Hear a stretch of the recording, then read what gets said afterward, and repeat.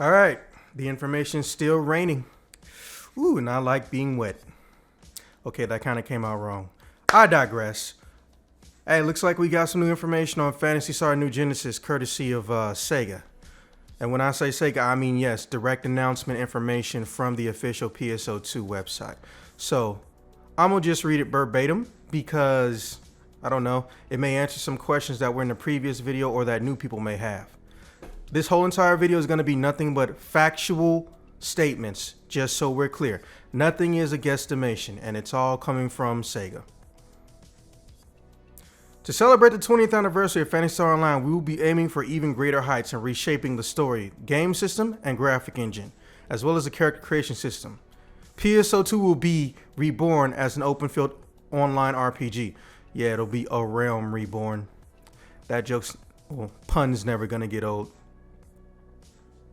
You can continue to enjoy the original Phantasy Star Online 2 even after New Genesis has been released. Accounts have been playing PSO 2 will be able to hop in with the NGS and PSO 2.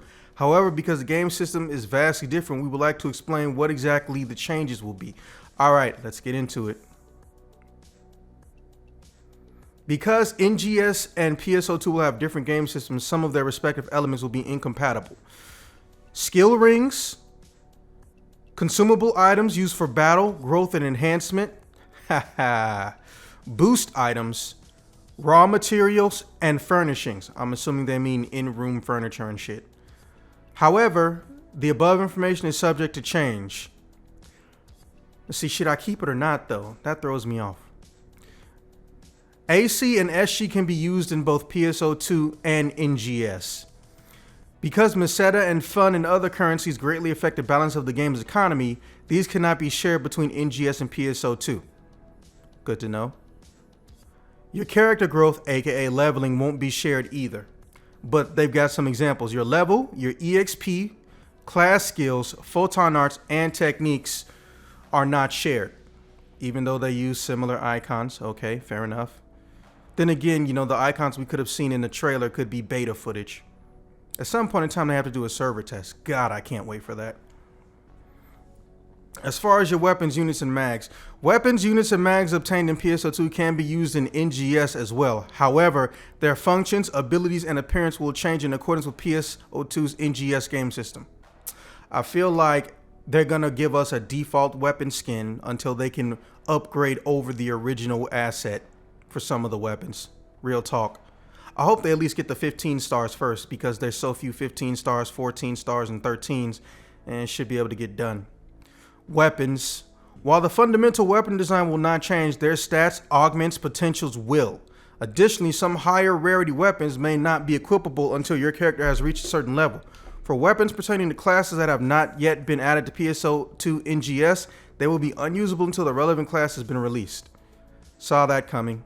Also, did I not predict no day one hero, phantom, etoile, and the new gunblade class? Damn it. I want them to at least get half the classes.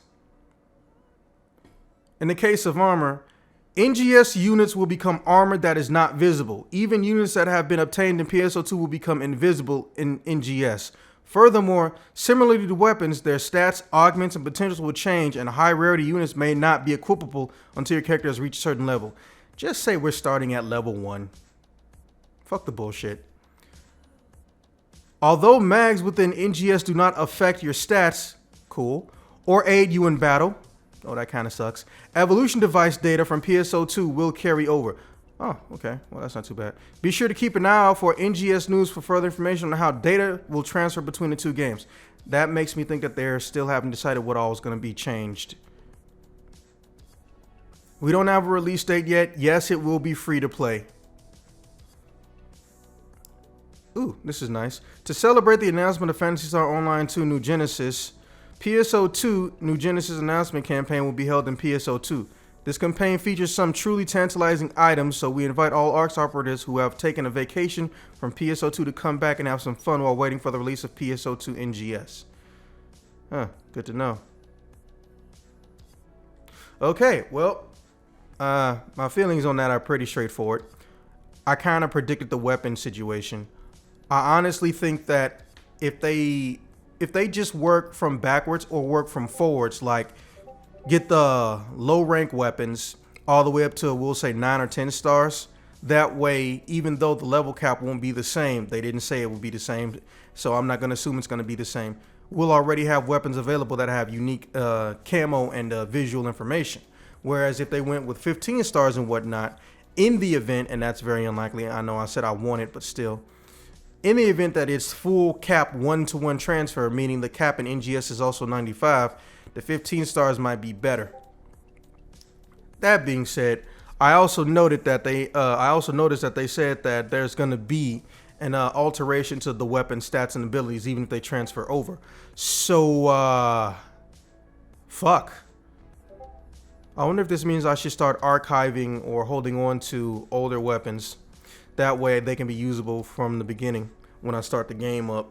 Whereas if I transfer everything I got now, and I got 2 characters that are near end game and also high level, and then, oh, I'm basically butt ass naked. Let me go pick up shit in the field.